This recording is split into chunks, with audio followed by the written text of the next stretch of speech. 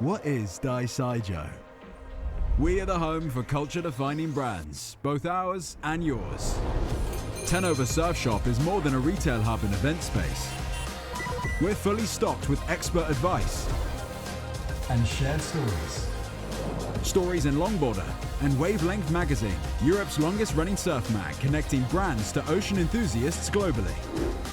But when you need to make an impact 24 times a second, Cassette can turn the lens on your brand and reframe how your audience sees you. Reaching the real world at the UK Surf and Skate Expo to over 10,000 people. That's real-world engagement. And when digital visibility is what you need, Marwick Marketing is your brand's ticket to that front page feeling. Because you don't have to surf or skate to embrace the flow state of marketing. These are our brands. Let's talk about yours. DYSJUO, the home for culture-defining brands. Good afternoon, everyone. That was quite an introduction, actually, that. Good to see you all here in Newquay. I'm Hugo Tagholm, and I have been working in the ocean conservation space for a long time. And I live and work out of Cornwall. I've got an office in Newquay, and I to and fro to London and all sorts of other places around the world as I do my work. And I really want to just share some thoughts with you today about what I've done in my career, some of the ideas I've got, some of the things I've learned, some of the people I've learned from, and I hope you find that interesting. If you've got any questions at the end, I'm really happy to take those too. So it's a pretty sort of intimate. I think if you're not on one of the rows with presents under it, do move forward, because I think you get presents. I don't know if it's chocolates or something else, but please move forward. And if I speak too fast, or if I say something you don't understand, just put your hand up and I'll go back again.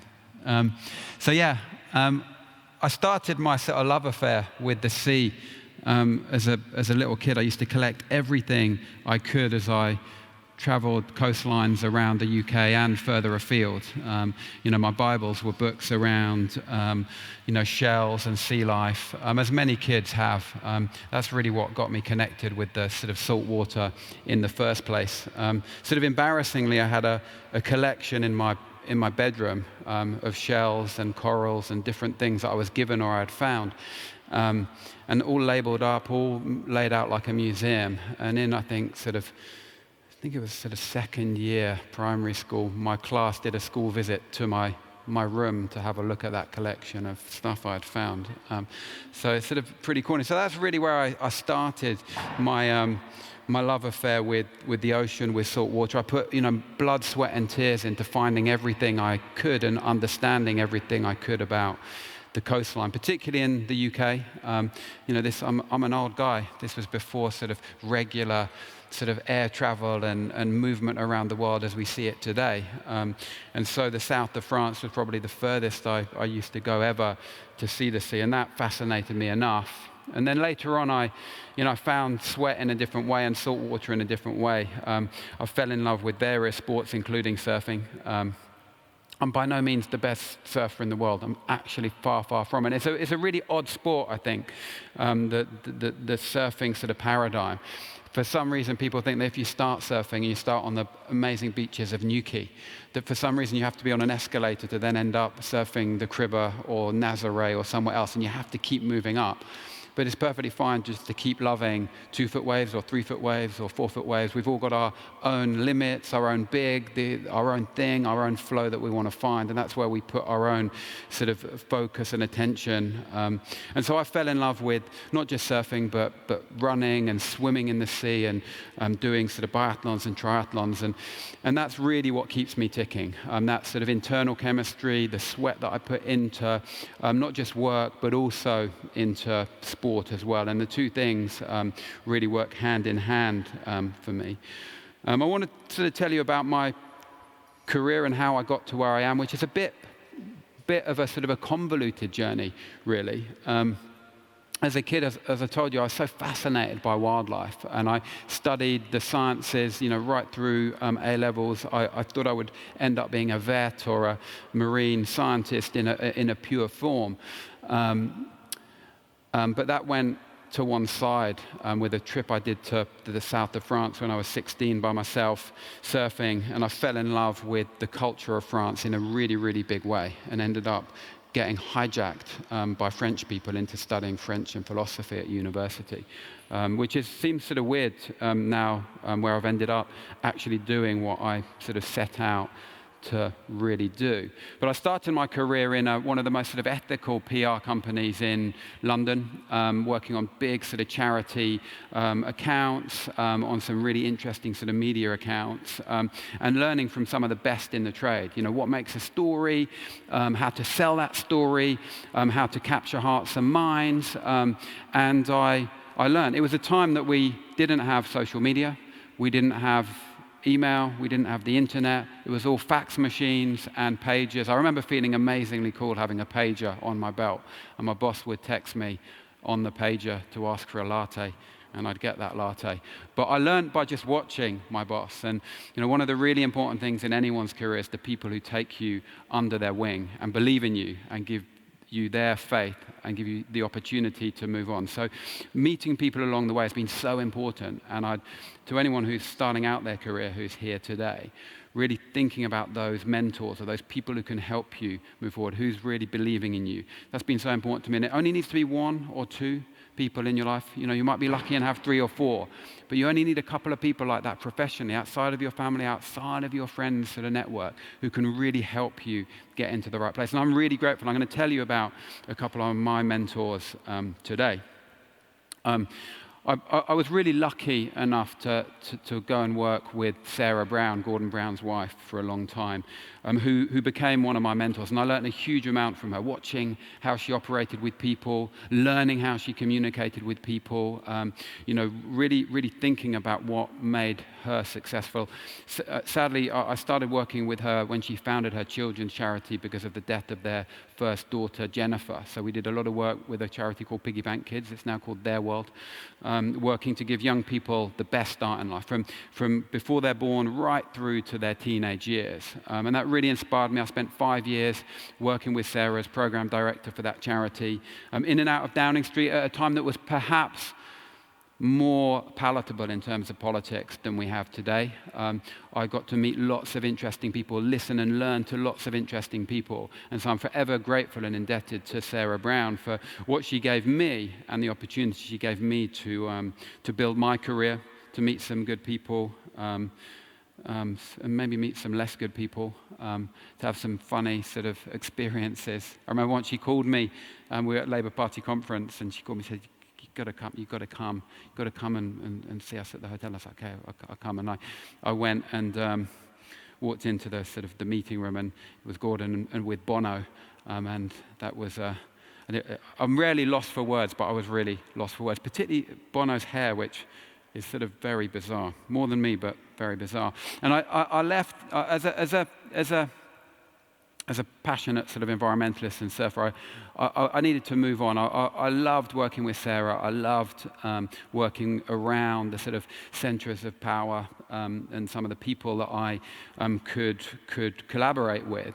But I really wanted to get into the environmental space. So I then transitioned, and I worked with the Stop Climate Chaos movement for a long time, one of the biggest coalitions, over 100 organizations working to combat climate change. And that was incredible. I worked for a guy called Ashok Sinha, who now runs a place called Ashton, a big climate organization. And there again, I learned about the power of collaboration, bringing different organizations together, different voices together, listening to different voices, learning from each other, coming together, understanding how both to push forward, but also to compromise where you need to. And that was a powerful moment, but it wasn't quite me. It wasn't quite the ocean. I mean, the ocean is climate and the climate is ocean, but it didn't feel like that at the time for me. And I'd been a big fan of Surfers Against Sewage for many years, since the very early days, since 1991, when I had actually long hair. I first got involved with the organisation, and it was something that was sort of in my wheelhouse of love, really, for how organisations operate. And they reached out to me. I knew some of the board. They reached out to me and asked me if I would sort of take over what back then was in a very different position. It had an amazing time that it inspired me in the 1990s. And in 2008, when this happened, it was in a little bit of an unanchored space. There was some talk of it closing down. It needed investment. It needed future-facing ideas. It needed to be really renovated and made fit for the future, and to tackle some of the big issues. The still ongoing sewage pollution crisis, the plastic pollution crisis, another thing.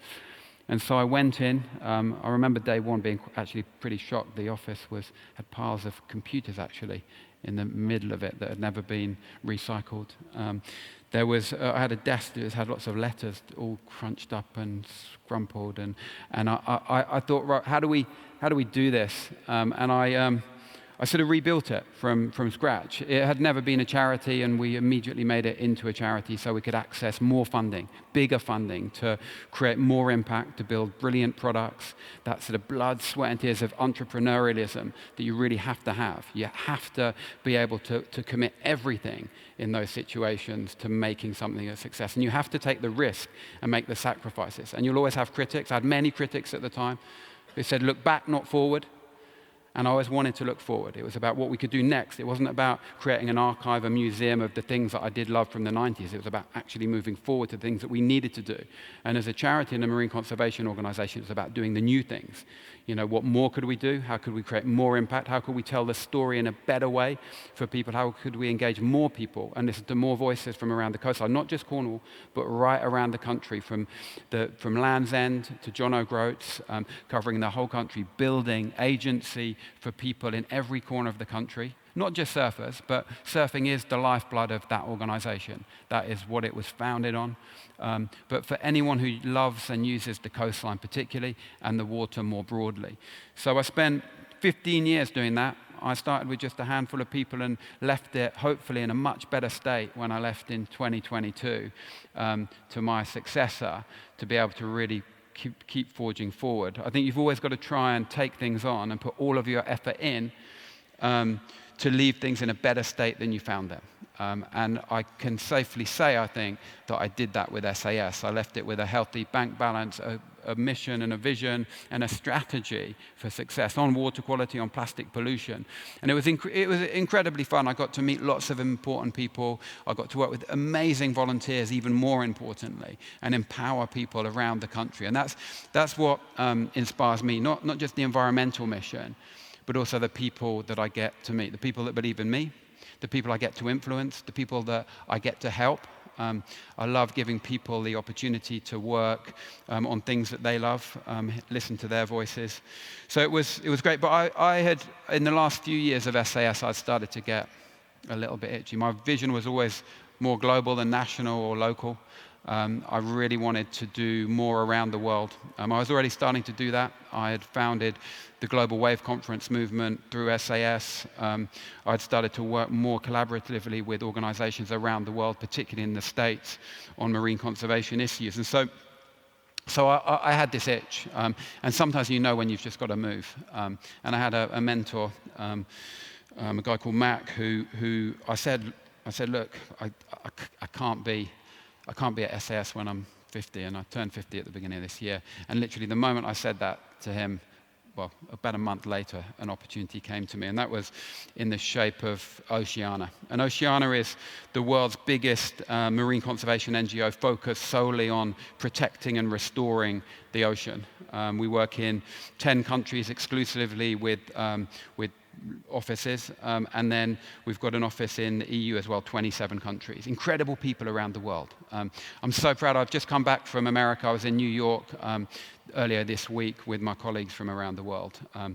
And it is so powerful to learn from different cultures and different perspectives, from coastlines from Chile and Peru to the Philippines, from Canada to of course, all of the European countries. I get this incredible privilege to listen to how they approach things, to understand the difference in cultures, and believe you me, the way we take risks, the way we do things around the world is very, very different.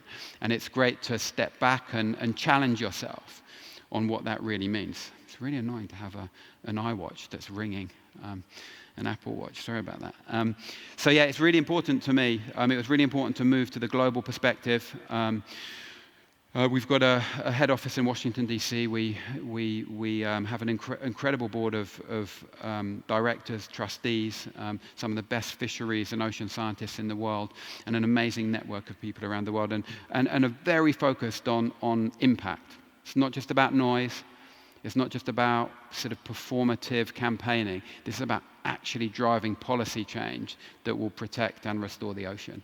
And we're laser focused on that in all of the countries we work on. So I run the UK team out of Cornwall and London. I also lead the global impact at big events like the UN Ocean Conference, the Our Ocean Conference, COP30. So all of the big things that can have a big influence on our seas. And I moved there not just because of the international nature, but the issues I'd get to work on.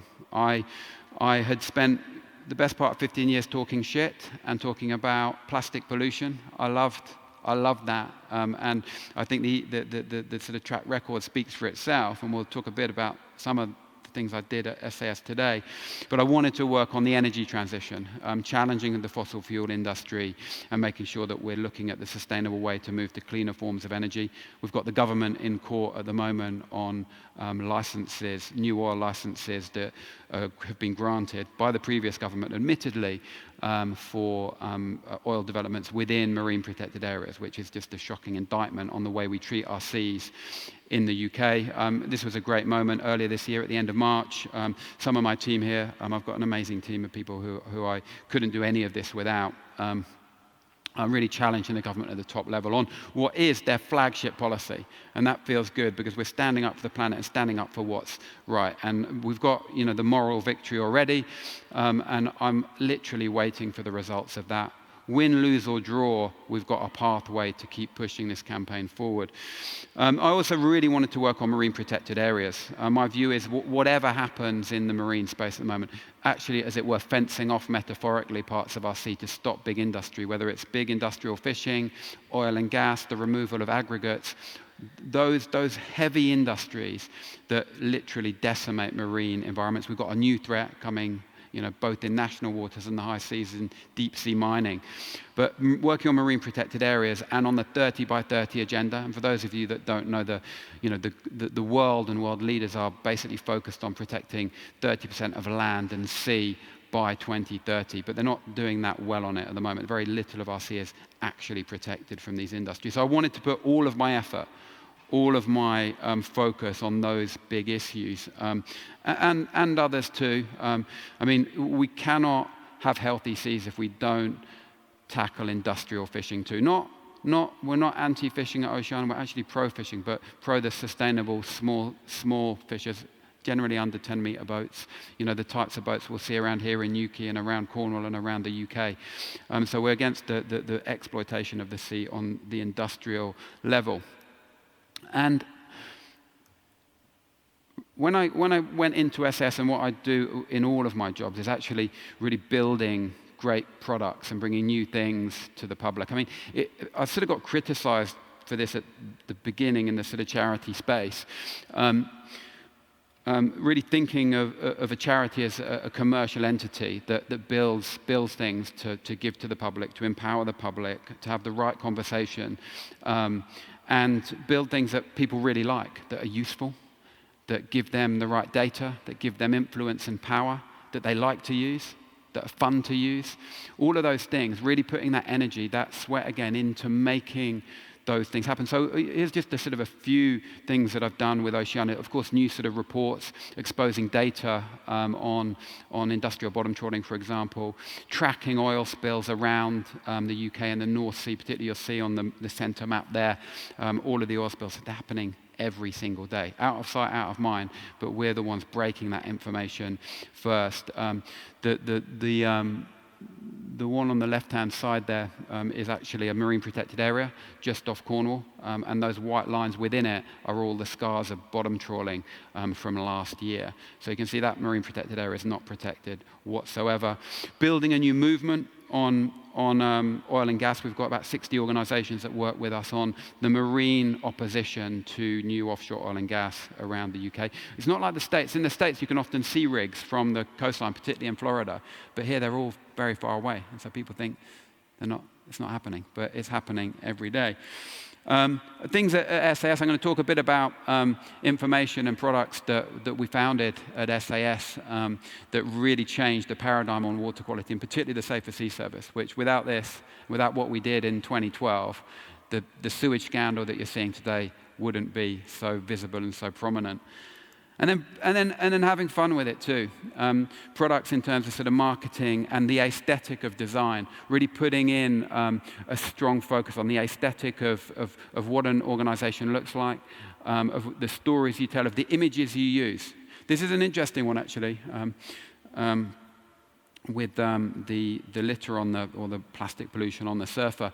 It was actually an idea I think had been sort of done before, but done badly. And I'd seen the images previously of a little bit of litter stuck on someone. And we really wanted to work with the best of the best, people who'd worked for free for us, good advertising agencies and others who could deliver sensational advertising, sensational imagery with us, and really focus on that quality. And so building great products was always important. It remains important at Oceano. And I'm going to tell you more. I've got 3 examples I'm going to sort of talk you through. I'm going to rattle through some other sort of slides about people.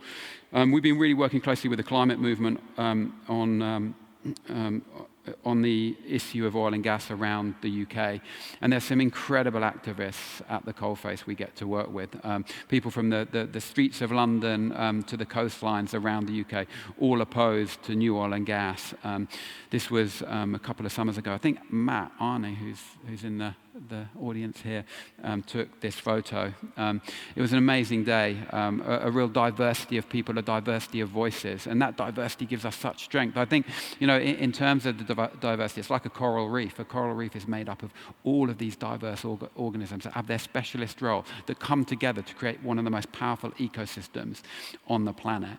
And that's what we need to do in the movement building that we have at the moment. We need diverse voices, different perspectives, different ideas coming from everywhere. And so working with these grassroots movements, something we did at Surfers Against Sewage. We built an amazing network of beach cleaning volunteers, of regional reps, which hadn't existed before 2008. And we built that into one of the most powerful movements in the country. And we're doing the same on climate and on the oil and gas issue at sea. And of course, you want to influence the grassroots, and some people talk about the sort of bottom-up movement or the top-down sort of movement, but you need both. It's a toolkit. We need all of these things together at the same time. It's not one model or another model. It's all of it at the same time. Like nature is on high alert in terms of the destruction out there, and we need everyone to come together on this. And then we need to influence hearts and minds at the top level too. And I got the huge privilege of working with and meeting people like Sir David Attenborough, who've of course been pivotal and fundamentally important to the environmental sort of conservation agenda here in the UK and around the world. Perhaps one of the most trusted voices in not just conservation, but in our public space at the moment. One of the few people that I was absolutely lost for words with on the few times that I did meet him initially, sort of reverting into what he probably hears from everyone, which is, I used to watch your programs as a kid with my parents in front of the TV, all of that. But what an inspiration to us all. This was presenting him with one of the awards from the Plastic Free Awards, which I founded when I was at SAS. And then I didn't actually start at SAS as a royalist, but I did a lot with the royal family, and particularly with Prince Charles, the Prince of Wales at the time, now the King, and I had a long journey of sort of influencing him and working with the royal family to the point of bringing him on as patron in 2020 before I left SAS. He was great and an inspiration, behind sort of closed doors after sort of, the public stuff. We had a lot of good conversations around the plastic pollution initiatives we were leading.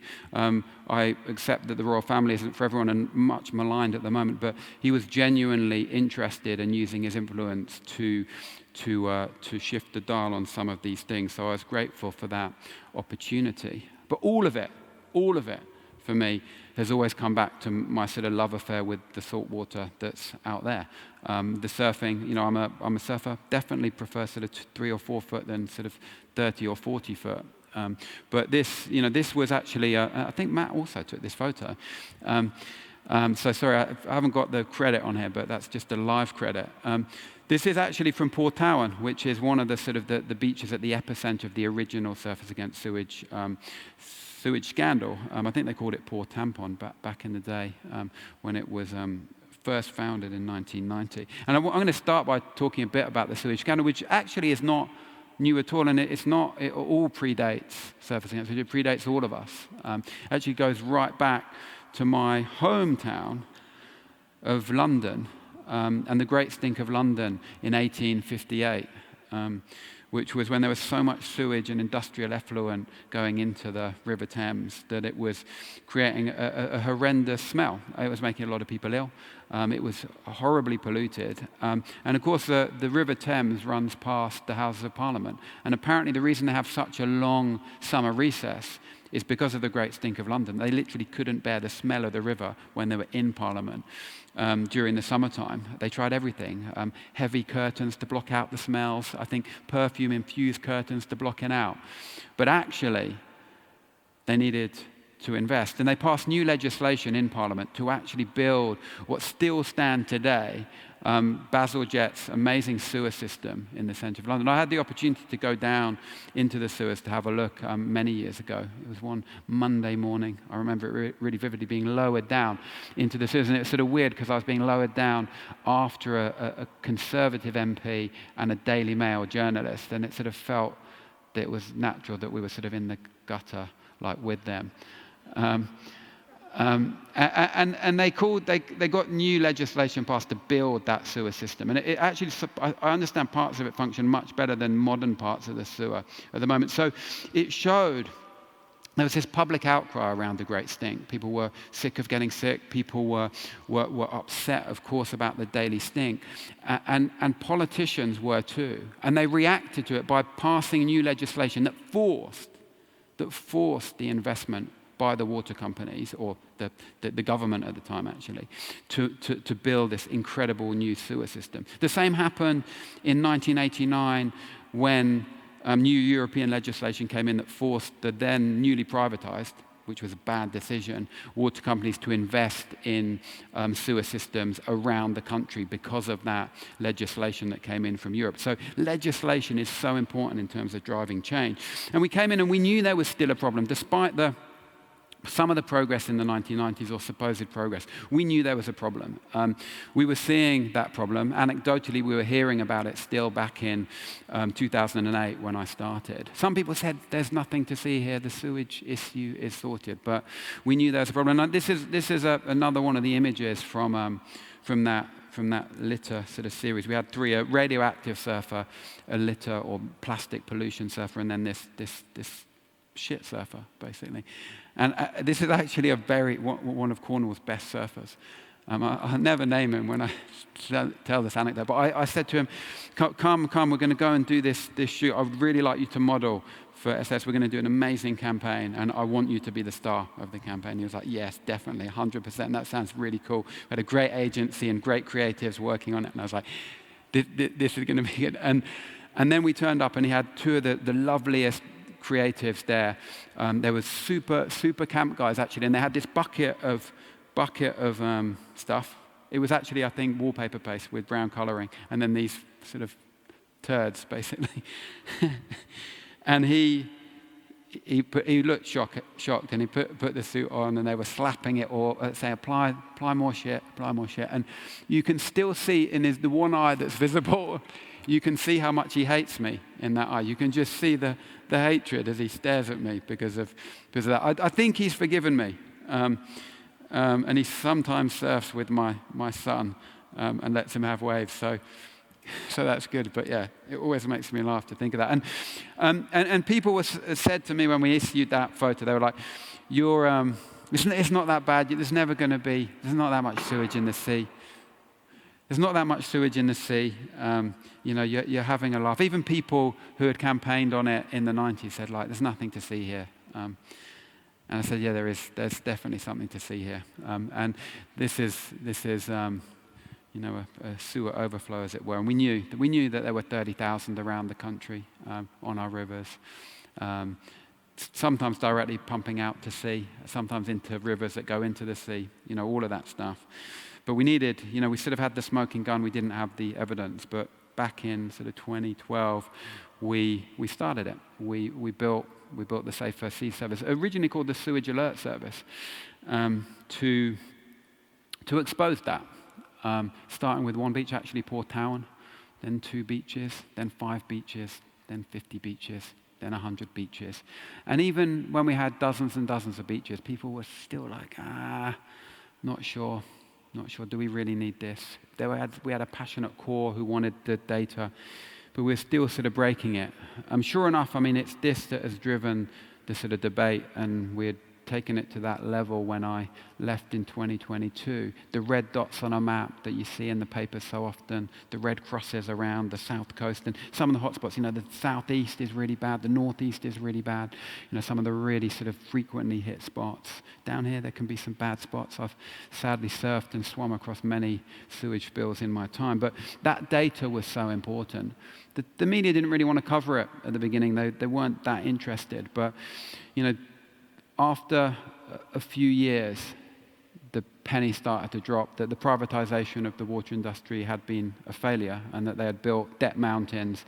They had taken out a lot of profit and not invested in the things that they needed to invest in. It was a massive con, sort of a Ponzi scheme with the environment and anyone using it, the ultimate victims of that. And so data has been really important, and putting that sort of risk and energy into it and standing up and being first on the zeitgeist thing. Because the zeitgeist came, of course, with people like Fergal Sharkey. I love Fergal. I've done so much with Fergal over time. But he came to it after the evidence was built. We had shown the country what was happening, and then he came and added that voice. And I love it when celebrities and influential people and other organizations jump on board with things that you've taken the risk on. You've broken into the public space. You've brought people along with. And then that rising tide lifts all campaigners and democratizes the issue and actually makes change even more possible. So that's the perfect campaign, when it's owned by everyone, not by one organization or one entity. And of course, there's lots of other things that we needed to do in there. Expose health data. We work with the best medical experts in Europe, the European Centre for the Environment and Human Health, on new evidence, particularly on antibiotic-resistant bacteria that is so prevalent in sewage spills. And so we did a lot. We broke a lot, and of course, we did a lot of sort of campaigning at the beach and stuff, and that was good. This actually was one of the most sort of dangerous and awkward stunts we ever did. It was so windy and so stormy that day. You can almost see I'm over on the left-hand side there. I'm gripping onto the board so hard because they were just flying everywhere. We had to hide behind a container that was on the beach to come out and do that. But it was a pretty good shot. And it made it into like the issue that was at the ballot box, or one of the issues. It's not the only one, but it's one of the issues. It's a hard issue to solve. It would take a long time to get the investment, actually, the impact of the investment out there. Before I left, they had committed to 95 billion. Of investment already. There's more coming. We'll see where that goes. And we also worked, of course, on the other big issue that we will see, and probably is even more tactile for people visiting the beach. I think everyone who goes to the beach understands that there's a plastic pollution problem. Not everyone who goes to the beach understands or is immediately impacted by a sewage pollution problem. And that's not just here, that's around the world. And I think we're quite lucky here. In terms of actually the visible amounts of plastic. If you go to Bali in Indonesia, if you go to many developing countries, you'll you get a shock, and I'm sure many of you have seen that. But here we saw this was, I think, 2013, 2014, a big storm. It was a pivotal sort of moment in plastic pollution in the UK. Storm Hercules, a massive storm, massive amount of energy, that black spot there in the middle, which drove plastic pollution onto the coastline, and then it was one trigger point for organizations to start new action, beach clean organizations, anti-plastic organizations, and we saw this proliferation after it. And that's because it dumped so much plastic on the beach. This was a shot from the day after down on Perranporth Beach, one of my favorite beaches to surf on. It's up at the Penhale, and this isn't the best of them, but it's got a surfer in it. There was just so many plastic bottles on the beach that day. I took some of the team that I worked with at the time down there for a sort of a beach clean at lunchtime. We collected like 1,000 bottles in no time at all. It was really chronic, and it woke up the whole of the Southwest and then the whole of the country. So it was sort of a pivotal sort of moment, I thought. But even more powerfully was the Blue Planet too. I'm sure you all saw it, and I think people think it's a plastic pollution documentary. It was David Attenborough for the first time really lending his voice to an issue rather than just promoting the ocean. And out of 7 hours of broadcasting, only 14 minutes were actually dedicated to plastic pollution. But what are 14 minutes? It was 14 minutes that woke up world leaders, that woke up businesses, that woke up communities around the country. And luckily, we were primed and ready to go. We had the most established beach clean network in the whole of the UK. Thousands of people, tens of thousands of people taking action each and every year.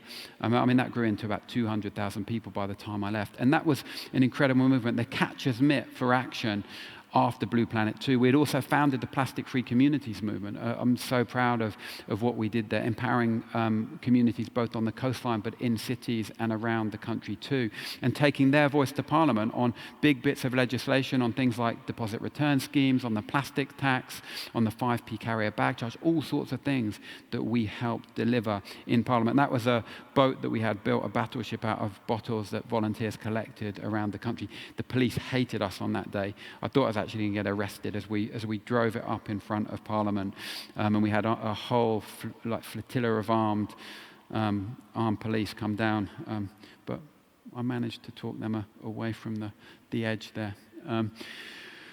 So plastic pollution, and sadly we saw, all of that culminated, and it culminated in the Plastics Treaty, the Global Plastics Treaty, and it's a rarity, and that's just failed. And it's a rarity that the environmental movement, NGOs, think that no deal is better than a weak deal. And it was a terrible deal that was being proposed this year at the Global Plastics Treaty. It was a failure, and there was no way that could be signed. It was one that was going to maintain the status quo, keep plastic production at the highest levels, focus purely on failed recycling systems, and do nothing to limit the production of plastics. And so it's better to have no deal.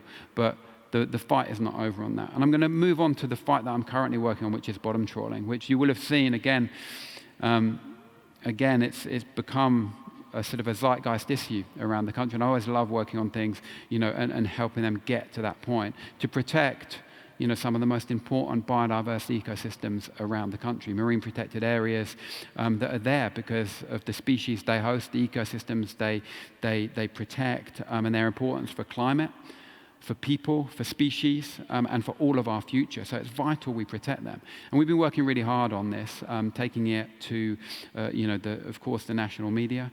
I talked to politicians a lot about this. We took it to the United Nations Oceans Conference. We've been exposing the sheer scale of trawling happening in our marine protected areas. In the last 2 years alone, 53,000 hours of trawling in our offshore marine protected areas. That's 6 years of continuous trawling in those spaces. 6 years of trawling in places that we all thought were protected for nature, but it feels that they're just protected for big industry at times. And so this has been a headline issue. I've got a little film to show you.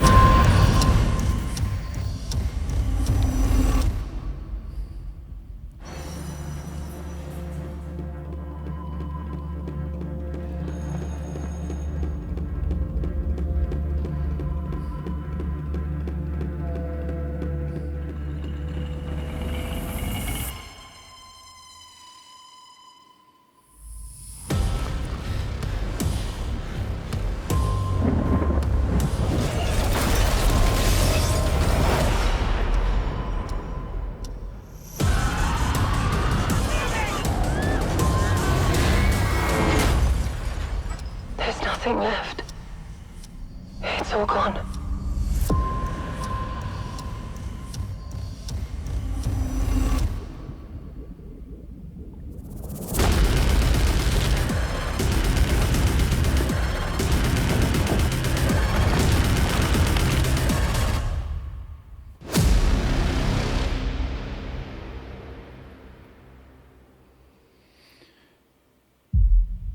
So it's been great to work on new issues and bigger issues. I mean, this is not just a UK issue, this is a global issue, particularly pertinent at the moment in Europe and the UK, but happening in other countries. Although, you know, I was just with the Ghanaian Minister for Fisheries in America, and they're doing incredible things in Ghana to protect marine life and really prevent things like bottom trawling in their exclusive economic zones. So we're just opening a new Ghanaian office. That's why she was with us in New York. One of the most charismatic people I know. But going back to David Attenborough, you know, it's great to have his voice again. He's jumped on board with really exposing the truth of industrial fishing and its impact from the Channel through to the Southern Ocean. I'm sure you've probably all seen Ocean. If you haven't, please do see it.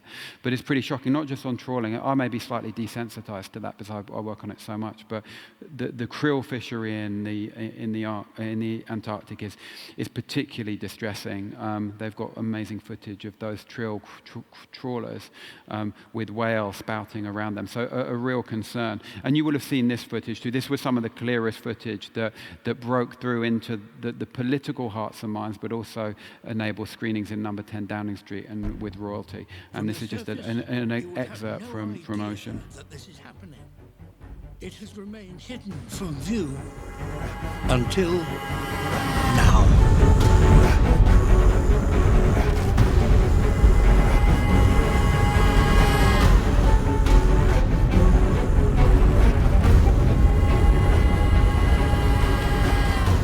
A modern industrial bottom trawler scours the ocean floor with a chain or metal beam, forcing anything it disturbs into the net behind.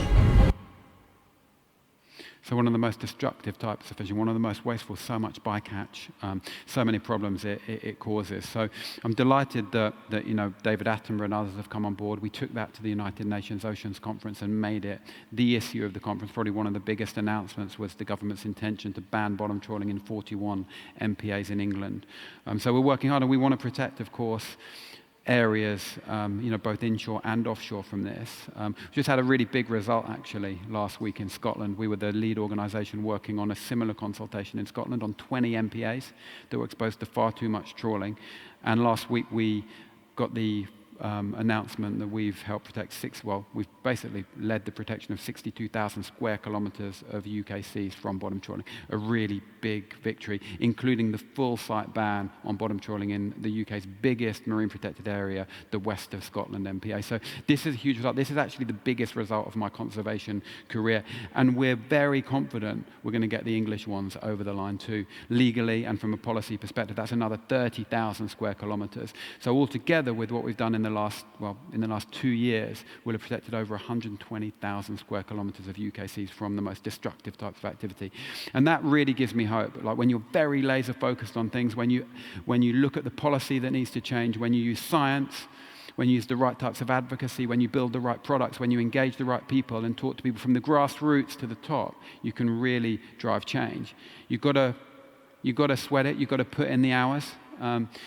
It can be exhausting. You've got to make sure you recharge by doing the things you love. In my case, running a lot on the coast paths, surfing a lot, and swimming a lot. Those things always balance me. Managing my own sort of chemistry is the most important thing for me to be able to achieve what I achieve and actually turn up as the best person I can be to help others, to create solutions together. You know, no one wants any of us to turn up in a room as our worst selves. We've always got to try and turn up as our best selves. And I think that if you manage your sort of chemistry, that can be a great way. And I wanted to really finish with hope, because we live in a pretty tough time. And the news cycle, the conflicts around the world, the ecological and climate crisis, the daily news cycle, the political divide, and the shocking things that we've seen, of course, in the last few days in the States, whether we disagree with people on political views or whatever, like the sort of violence that we've just seen in the States is absolutely abhorrent. But hope is there, and we need collaboration and multilateralism and unity in our communities more than ever. We need to come together, and we need to listen to different points of view to create the change we want. And there's examples of this. Let's think about the whaling moratorium, which of course was flouted by some countries, was an international moratorium, people coming together on international law to protect whales that were at the brink. And what a success since 1984 that's been. Some of those species, the humpback and others, that were at the brink of extinction really, coming back and thriving again. We've even had a humpback whale out here off Newquay over the winter. My office in Newquay overlooks, we've got a great balcony at the top in a shared space with one of the other businesses that overlooks the sea. And the team saw the humpback regularly, and even breaching. I never saw it. Literally, I'd go out of the room, and they go, and then come back in. They go, "We saw it. It was there. It was just out the front." And I'm like, "Fucking hell!" But it's great to see them back, and hopefully they'll be back again. We're seeing the revival. Sadly, we're maybe starving them out now with the krill fishery, and maybe, of course, we're seeing far too much impact on plastic pollution on whales. But it shows how important it is to work together across borders. We are one global community, really, and we've got to work across borders to solve these problems. We can do it where there's a political will. We can do it. And we saw that too with the pandemic. And, the pandemic was a shocking time, and I'm sure many of you were touched by it, some more seriously than others. I'm sure pretty much all of you will have had COVID and know people that were made very ill or even worse from COVID. I certainly do. But what it did show was how quickly governments can act in the face of emergency. They mobilized billions, if not trillions of pounds around the world to come up with vaccines sooner, to take down barriers on the development of things that the world needed at the time. And the world listened in the face of an emergency. Of course, it wasn't all perfect, and there were detractors from the approach, but it showed how quickly they could find money and unify on action where needed. So I believe that we need this political will, and we need to keep driving people forward in that direction. And I'm going to show you just another little film to finish from the same series as The Trawl. These were made by a brilliant film director called Tom Mustill, who's also a whale expert, and also annoying in some ways. He's a whale expert, sees them all over the world. He came down for 5 minutes to the office the other day and then just went for a quick swim and came back and said, I was just swimming with 2 whales. I'm like, you fucking kidding me? So this is made by Tom and a guy called Fergus Dingle, and it's a bit humorous. It's very serious in its aims, and hopefully it's very helpful and reflects what I'm trying to do at Oceana and what I'm trying to do with many, many people around the world, my brilliant colleagues around the world, my amazing colleagues in the UK, who I always want to give a big shout out to them. I just get the privilege of being able to go and speak about really the work that they do and engage it with various people. So here's the film called 30 by 30. Journey back in time to when nature needed us most. In the 20s, it felt like the tide was against us, Nature was collapsing. Leaders didn't seem to care. 30 by 30 was our chance, possibly our last chance, to protect 30% of land and 30% of our seas. By 2030. I thought, we have to give this everything. The sea change everyone was waiting for. I think people were finally ready. They were done with inaction. They wanted to protect. Protect. Protect. We gave nature a chance. And she certainly thanked us. Within just a few years, UK fish stocks recovered. Seagrass and kelp grew like weeds. Providing habitats, defending us from storms, and drawing down carbon. 30 by 30 didn't just protect the ocean, it protected us.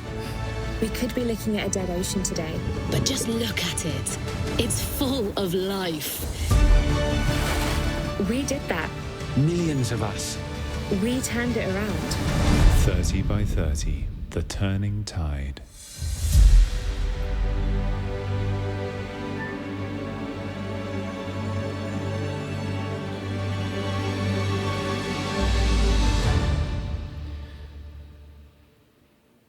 When my dad saw that, he thought I'd just had a heavy night. Look, I just wanted to leave you with a few sort of thoughts, and this is probably particularly for those who maybe are starting out on like a journey, have got questions around it, whatever part of life you're in on that. But people are so important to any journey, and like putting the graft in to meet those people and find those mentors and the person that takes you under their wing. I've had 2 or 3 in my life, and I'm eternally grateful for them. I've mentioned one today. Really investing in your team around you and believing them and lifting people up and giving them the opportunity to succeed, whether they're volunteers you work with or the team you work with day to day and your sort of executive team. Putting the sweat in, it really is like, we're at work a lot, but really putting that grind in, particularly when we work on things that we love. Building brilliant products, I've talked about that today, is really important, particularly in the charity space, that the stuff we do is engaging, is informative, is empowering, is useful and fun to use. Innovating, being ahead of the curve on the things we work on, really being ahead of the zeitgeist too. What's coming next? What are the big issues? Where do we need to get to? Really showing that destination, taking the risks that can get you there. Because, it's easy to be risk averse and never take it. You've got to take some risks to really lead and get to the place we need to be and have specific targets. Targets in terms of the policymakers, the influential people that you need to win their hearts and minds with. You really need to know what you're doing and why you're doing it. Not just making a noise for noise's sake, not just performative campaigns around the country, but really thinking about what influence that can have. Sometimes, whilst we need a mass movement of people, also thinking about the minimum viable influence. If I can have one conversation to change the world, then that's the most effective way to do that. And if I've got the opportunity to meet that person and to change their heart and change their decision, then that's really important. Timing's so important too. When decisions are being made by government, when decisions are being made by the adversaries, as it were.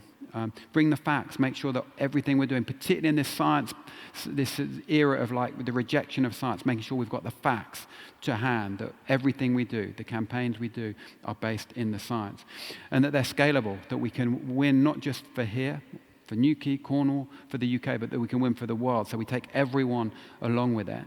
And make sure you recharge. Manage your chemistry, whether it's going in the sea for a swim, swimming in your river, running, doing something else creatively, art, whatever it is. Manage yourself too. We can only be our best selves if we've got the balance between these things. For me, it really is about saltwater. It's about sweating it out. You'll often find me in the early morning on the coast path or surfing in front of the office when I'm around here. So really, saltwater is so important. And I'm happy to take any questions, and I'm really thankful for your time and attention. Thank you.